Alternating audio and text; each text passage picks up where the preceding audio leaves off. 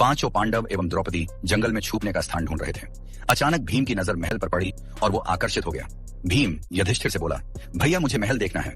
भाई ने कहा, जाओ। भीम महल के द्वार पर पहुंचा। वहां शनिदेव दरबान के रूप में खड़े थे।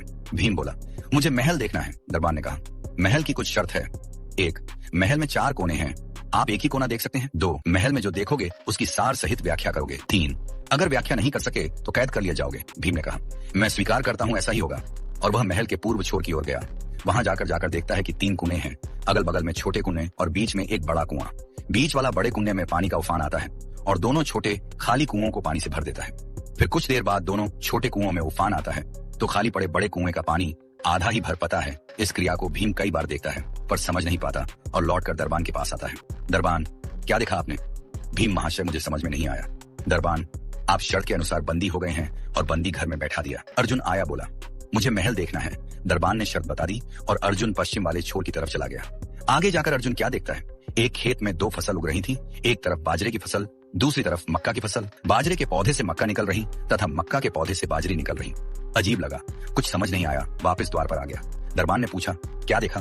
अर्जुन बोला, महाशय सब कुछ देखा पर बाजरा और मक्का की बात समझ में नहीं आई। दरबान ने कहा, शर्त के अनुसार आप बंदी हैं। नकुल आया, बोला, मुझे महल देखना है। फिर वह उत्तर दिशा की ओर गया। वहां उसने देखा कि बहुत सारी सफेद गायें जब उनको भूख लगती है तो अपनी छोटी बच्चियों का दूध पीती है। उसे कुछ समझ नहीं आया, द्वार पर आया। दरबान ने पूछा, क्या देखा? नकुल बोला, महाशय गाय बच्चियों का दूध पीती है। ये समझ नहीं आया, तब उसे भी बंदी बना लिया। सहदेव आया, बोला, मुझे महल देखना है और वह दक्षिण दिशा की ओर गया। अंतिम कोना देखने के लिए क्या देखता है? वहां पर एक सोने की बड़ी शिला एक चांदी के सिक्के पर टिकी हुई डगमग डोले पर गिरती नहीं है। वह वापस द्वार पर आ गया और बोला, सोने की शिला की बात समझ में नहीं आई। तब वह भी बंदी हो गया। चारों भाई बहुत देर से नहीं आए। तब युधिष्ठिर को चिंता हुई। वह भी द्रौपदी सहित महल में गए। भाइयों के लिए पूछा। तब दरबान ने बताया वो शर्त अनुसार बंदी है। युधिष्ठिर बोला, भीम तुमने क्या देखा? भीम ने कुनाई के बारे में बताया। तब युधिष्ठिर ने कहा, यह कलयुग में होने वाला है। एक बाप 2 बेटों का पेट तो भर देगा परंतु 2 बेटे मिलकर एक बाप का पेट नहीं भर पाएंगे। भीम को छोड़ दिया। अर्जुन से पूछा, तुमने क्या देखा? उसने फसल के बारे में बताया। युधिष्ठिर ने कहा, यह भी कलयुग में होने वाला है। वंश परिवर्तन अर्थात ब्राह्मण के घर शूद्र की लड़की और शूद्र के घर बनिए की लड़की ब्याही जाएंगी। अर्जुन भी छूट गया।